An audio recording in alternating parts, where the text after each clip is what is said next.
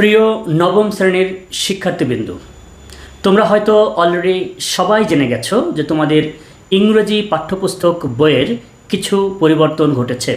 যে সকল পরিবর্তন ঘটেছে তার মধ্যে সবচাইতে চোখে পড়ার মতো যে পরিবর্তন সেটি হলো তোমাদের ইংরেজি বইয়ের প্রথম ইউনিটটা সম্পূর্ণরূপে পরিবর্তন করা হয়েছে, যার ফলে অনেকেই এই প্রথম ইউনিটটা পড়ে আয়ত্ত করতে গিয়ে অনেক সমস্যার সম্মুখীন হচ্ছে।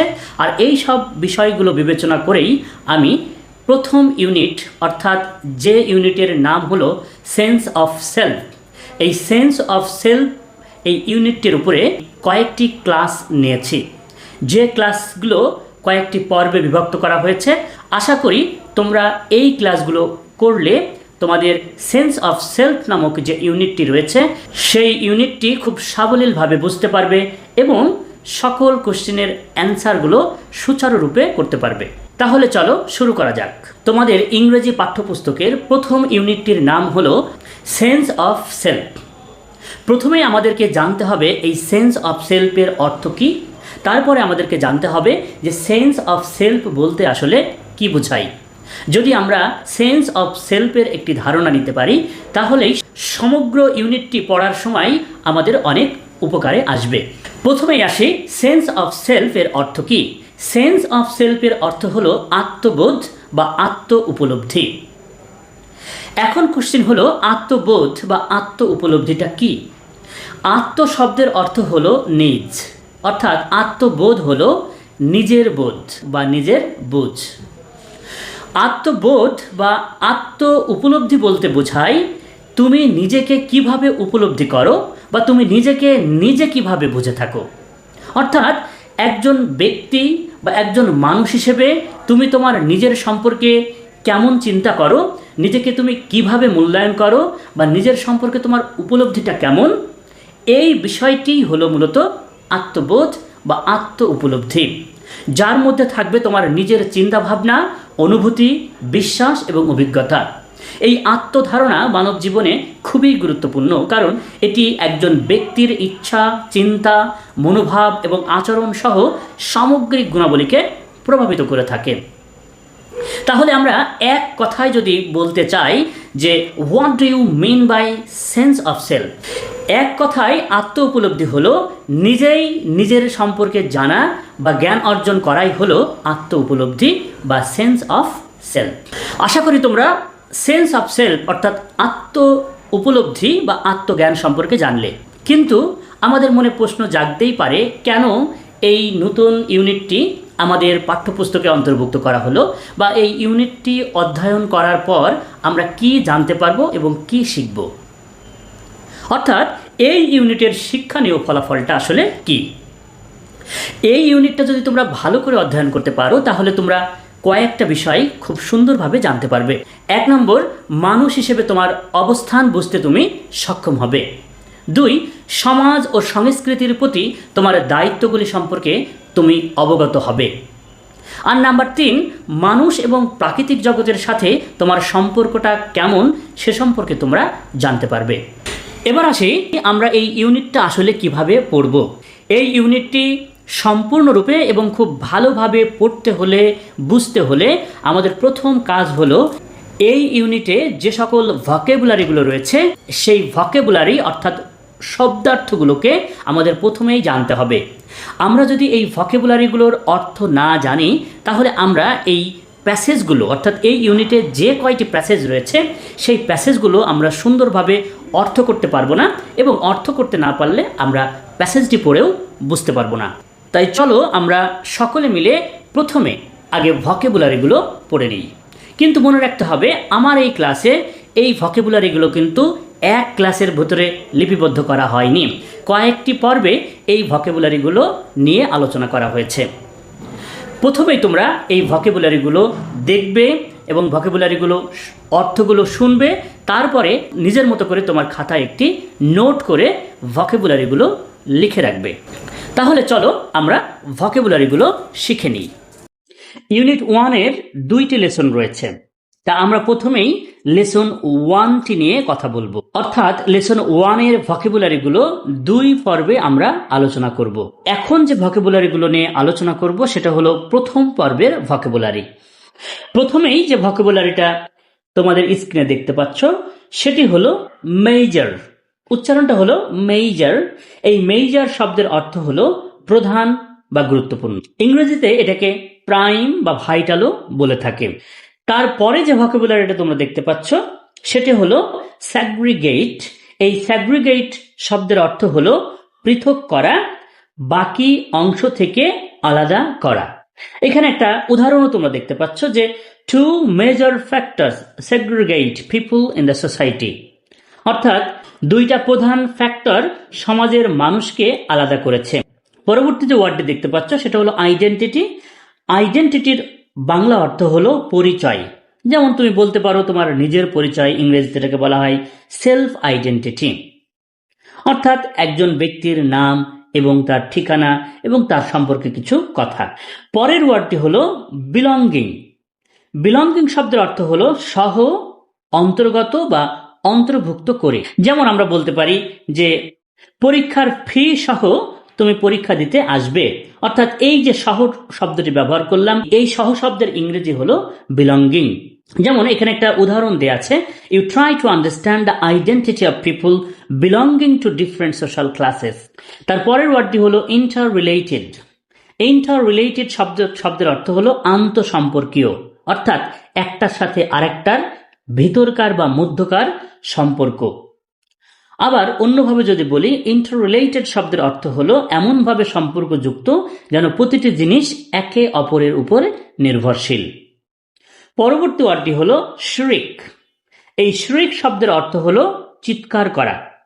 এই প্যাসেজের মধ্যেই একটা সেন্টেন্স রয়েছে যে সোনাভান শ্রিক্স ইন সারপ্রাইজ, অর্থাৎ সোনাভান অবাক হয়ে চিৎকার করে ওঠে। পরবর্তী ওয়ার্ডটি হলো অ্যাসিউর। অ্যাসিউর শব্দের অর্থ হলো নিশ্চিত করে বলা বা আশ্বাস দেওয়া।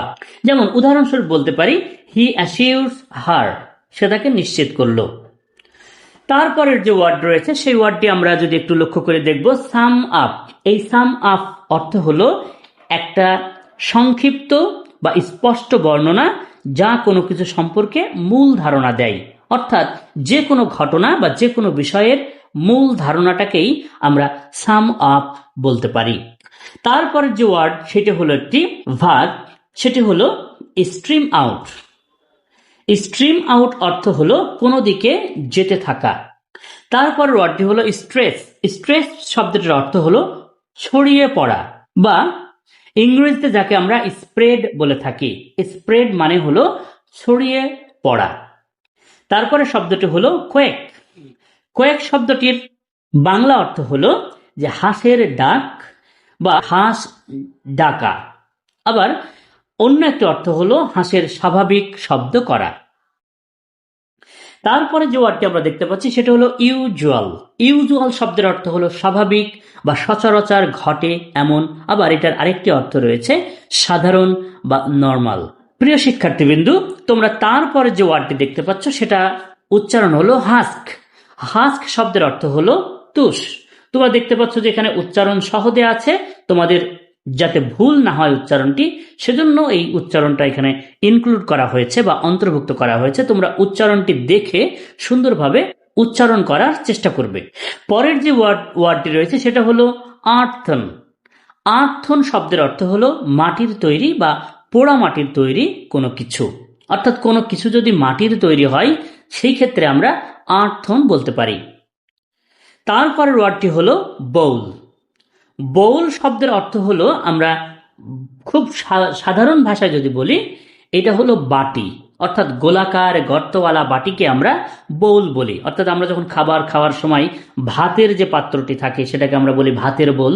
আমরা যখন কোনো বাটিতে বা কোনো পাত্রে তরকারি রাখি তখন তাকে আমরা তরকারির বোলও বলে থাকি। তারপরে যে ওয়ার্ডটি দেখতে পাচ্ছ সেটা হলো গবল। এটার সঠিক উচ্চারণ হলো গবল। গবল শব্দের অর্থ হলো গব গব করে খেয়ে ফেলা বা গো গ্রাসে কোনো কিছু গিলে ফেলা। অর্থাৎ অনেক সময় দেখা যাক আমরা যখন অত্যন্ত ক্ষুধার্ত হই, সেই ক্ষুধা পেটে বা ক্ষুধা অবস্থায় যখন আমরা সামনে কোনো খাবার পাই তখন আমরা কিন্তু খুব দ্রুত খেয়ে ফেলি। সেই দ্রুত খাওয়াকেই মূলত গব গব করে খেয়ে ফেলা বা গো গ্রাসে গেলা বলে থাকে। এছাড়াও যদি তোমাদের বাসায় হাঁস কিংবা মুরগি থাকে তাহলে তোমরা খেয়াল করে দেখবে সকালবেলায় যখন তাদেরকে খাঁচা থেকে বের করে তাদের সামনে খাবার দেওয়া হয় তারা কিন্তু গব গব করে খেতে থাকে। এই গব গব করে খেতে থাকা বা খেয়ে ফেলাকেই গবল বলে। তারপরের ওয়ার্ডটি হলো হেড ফর। হেড ফর এটা একটা ভার্ব।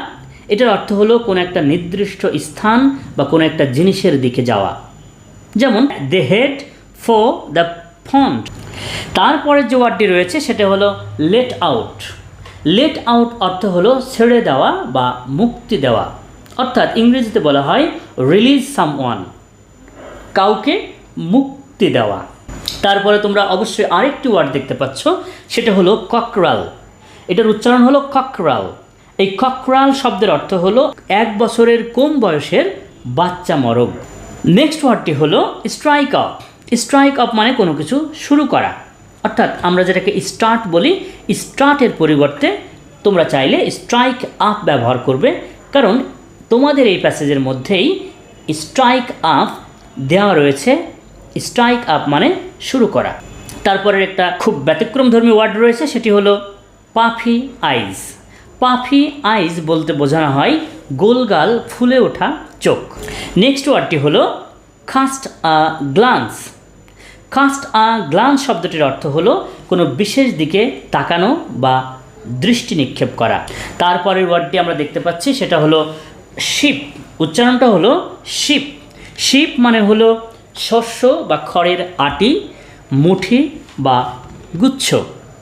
যেমন ধরো আমরা যখন বাজারে যাই তখন লাল শাকের যে আটিটা দেখি, পালং শাকের যে আটি দেখি, সেই আটিটাকেই বলা হয় শিপ। তারপরে একটা নতুন ওয়ার্ড রয়েছে, সেই ওয়ার্ডটি হলো এরেকা নাট। এটা তোমাদের কাছে নতুন মনে হতে পারে, কারণ এরেকা নাটের অর্থ হলো সুপারি, যে সুপারিকে আমরা সচরাচর ব্যাটেল নাট বলে থাকি, কিন্তু এই প্যাসেজের মধ্যে এই ব্যাটেল নাট অর্থাৎ সুপারিকে এরেকা নাট বলা হয়েছে। তারপরে আমাদের পরিচিত একটা ওয়ার্ড রয়েছে, সেটা হলো বটল গোর্ড। বটল গোর্ড এই শব্দটির অর্থ হলো লাউ, যে লাউ আমরা সচরাচর প্রায়ই খেয়ে থাকি এবং গ্রামাঞ্চলে অত্যাধিক পরিমাণে হয়ে থাকে যে ফসলটি, সেটা হলো বটল গোর্ড। প্রিয় শিক্ষার্থীবৃন্দু, তারপরে যে ওয়ার্ডটি রয়েছে এটা একটা প্রিপোজিশন, সেটার উচ্চারণ হলো আওয়ে। আওয়ে, এই আওয়ে শব্দের অর্থ হলো দূরে। যেমন উদাহরণস্বরূপ আমরা বলতে পারি দ্য বাজার ইজ অ্যাবাউট আ মাইল আওয়ে। বাজারটি প্রায় 1 মাইল দূরে। পরের ওয়ার্ডটি হলো শর্ট স্লিভড। শর্ট স্লিভড হলো ছোট বা খাটো হাতা। যেমন আমরা অনেকেই শর্ট স্লিভড শার্ট পরে থাকি, অর্থাৎ আমরা যারা হাফ হাতা শার্ট পরি সেই হাফ হাতা শার্টকেই বলা হয় শর্ট স্লিভড শার্ট। অর্থাৎ শর্ট স্লিভড মানেই হলো ছোট বা খাটো হাতা কোনো কিছু। পরের ওয়ার্ডটি হলো ফ্লোরাল। আবার আমরা উচ্চারণটা করি ফ্লোরাল। ফ্লোরাল শব্দের অর্থ হলো ফুলেল, পুষ্পময়, অর্থাৎ ফুল দিয়ে পরিপূর্ণ এমন কোনো কিছুকে বলা হয় ফ্লোরাল। ইংরেজিতে বলা হয় মেড অফ ফ্লাওয়ার্স। তারপরের ওয়ার্ডটি হলো হুইসেল। উচ্চারণটা আমরা অনেকে হুইসেল বলে থাকি, কিন্তু এটা সঠিক উচ্চারণ হলো হুইসেল। হুইসেল শব্দটির অর্থ হলো শেষ ধ্বনি দেওয়া বা হুইসেল বাজানো। তারপরে আরেকটি ওয়ার্ড রয়েছে, সেই ওয়ার্ডটি হলো কম। উচ্চারণটা আমরা কম বলবো না, আমরা বলবো খৌম। এই খৌম এর অর্থ হলো চিরুনি, চিরুনি দিয়ে চুল আঁচড়ানো। তারপরে আরেকটি ওয়ার্ড রয়েছে, যে ওয়ার্ডটি আমাদের অনেকের কাছেই নতুন হতে পারে, সেই ওয়ার্ডটি হলো র্যাটন। র্যাটন শব্দের অর্থ হলো ঝুড়ি বা আসবাবপত্র বানানোর জন্য এক ধরনের বেত বা ছড়ি। তোমরা দেখবা যে আমাদের দেশেও ঝুড়ি বা আসবাবপত্র বানানোর জন্য এক ধরনের বেত ব্যবহার করা হয়, সেই বেতটাকে মূলত র্যাটন বলে। তারপরে যে ওয়ার্ডটি রয়েছে সেটি হলো সেট অফ। সেট অফ মানে রওনা দেওয়া বা যাত্রা শুরু করা। নেক্সট ওয়ার্ডটি হলো হলার। হলার শব্দের অর্থ হলো চিৎকার করা, ইংরেজিতে বলে টু শাউট লাউডলি। এখানে একটা উদাহরণ দেওয়া আছে যে হি হলার্স আই এম অফ, সে চিৎকার করে বলল আমি গেলাম। তারপরে যে ওয়ার্ডটি রয়েছে সেটি একটা প্রিপোজিশন, সেই ওয়ার্ডটি হলো অ্যালং। অ্যালং শব্দের অর্থ হলো বরাবর। অর্থাৎ উদাহরণস্বরূপ আমরা বলতে পারি he went along the bank of the little river. Last যে ওয়ার্ডটি রয়েছে সেই ওয়ার্ডটি হলো ব্যাঙ্ক। এই ব্যাঙ্ক মানে হলো নদীর বা খালের তীর, ধার বা কিনার। আবার এই ব্যাংকের আরও একটি অর্থ রয়েছে, সেই অর্থটি হলো যেখানে আমরা টাকা পয়সা গচ্ছিত রাখি, তাকেও কিন্তু ব্যাংক বলা হয়, যেমন Sonali bank, Rupali bank, something like that. প্রিয় শিক্ষার্থীবৃন্দ, আশা করি তোমরা এই ভোকাবুলারির অর্থগুলো বুঝতে পেরেছ। এখন তোমাদের কাজ হলো এই ভিডিওটি পজ করে বা থামিয়ে রেখে তোমরা এই ভোকাবুলারিগুলো তোমাদের একটি নোট খাতায় লিপিবদ্ধ করবে। তারপরে এগুলি আস্তে আস্তে তোমাদের আয়ত্তে আনার চেষ্টা করবে, অর্থাৎ তোমরা পারলে মুখস্থ করে ফেলবে, যাতে করে যখন তোমরা প্যাসেজ পড়বে কিংবা প্যাসেজের কোশ্চেনগুলোর অ্যান্সার করতে যাবে তখন যেন ভোকাবুলারি না জানার কারণে তোমাদের যাতে কোনো ধরনের সমস্যা না হয়। আর যদি এই ভিডিওটি দেখে তোমাদের ভালো লেগে থাকে এবং তোমরা যদি মনে করো এই ভিডিওটি দেখে তোমরা উপকৃত হয়েছ, তাহলে আমার এই চ্যানেলটিতে সাবস্ক্রাইব করে রাখো এবং যদি সম্ভব হয় তাহলে এই ভিডিওটি শেয়ার করে দিয়ে নবম শ্রেণীর সকল শিক্ষার্থীকে দেখার সুযোগ করে দিও। ভিডিওটি দেখার জন্য বিশেষভাবে ধন্যবাদ।